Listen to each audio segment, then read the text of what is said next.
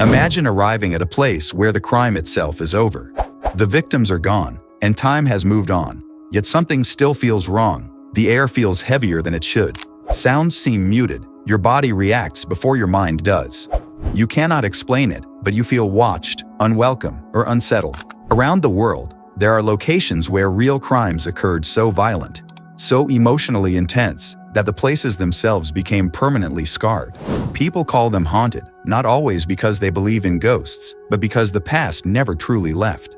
Crime scenes are usually cleaned, demolished, or forgotten, but some locations refuse to fade. They remain frozen in public memory, attracting investigators, tourists, skeptics, and believers alike. What connects these places is not superstition, it is trauma. Extreme human suffering leaves psychological and emotional residue, and whether explained by science or belief, people continue to experience something unusual there. One of the most famous haunted crime locations is the Tower of London. Today, it stands as a historic landmark, but for centuries it functioned as a prison, interrogation site, and execution ground. Powerful political prisoners were held here, many falsely accused. Anne Boleyn, wife of King Henry VIII, was executed inside the tower after being charged with treason.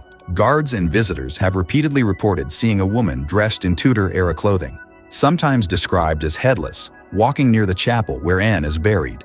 Others report hearing whispers, footsteps, and sudden cold air, even in sealed areas. These reports come not from thrill-seekers alone, but from trained security personnel and historians. In the United States, one of the most disturbing locations is Eastern State Penitentiary in Philadelphia. Opened in the 1800s, it introduced a radical prison system based on total isolation.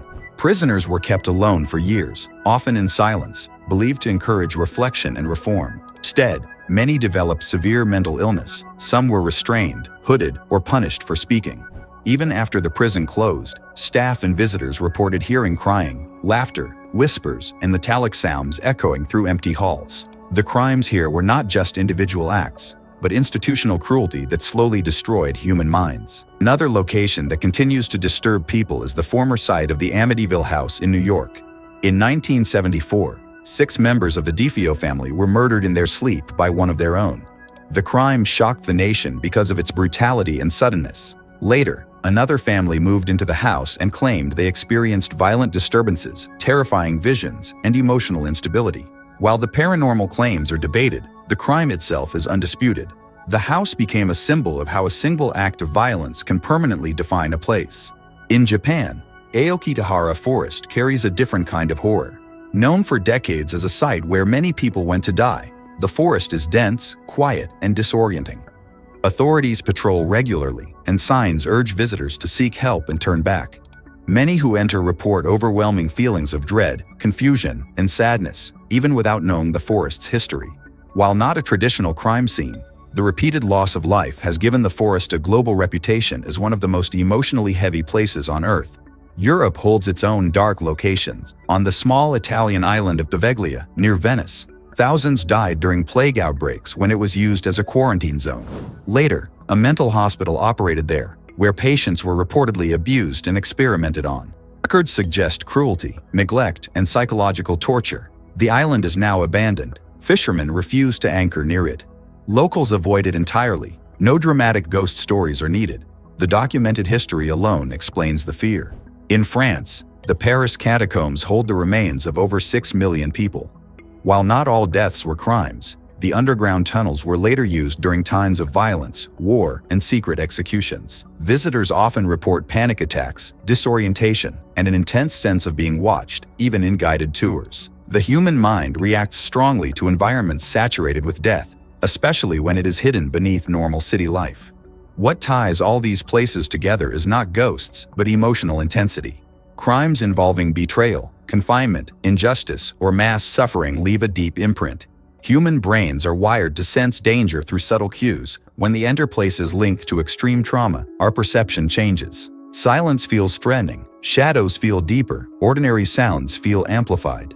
This does not mean experiences are imaginary. It means memory, environment, and emotion interact powerfully.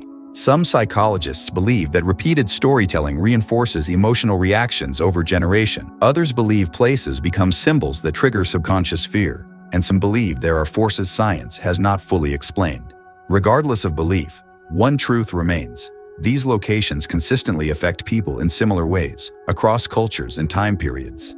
It is important to remember that haunted crime locations are not entertainment. They are tied to real victims and real suffering. Curiosity should never erase respect.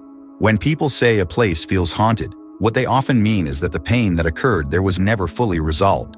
The most disturbing thing about haunted crime locations is not the idea of ghosts. It is the realization that human actions can echo far beyond the moment they happen.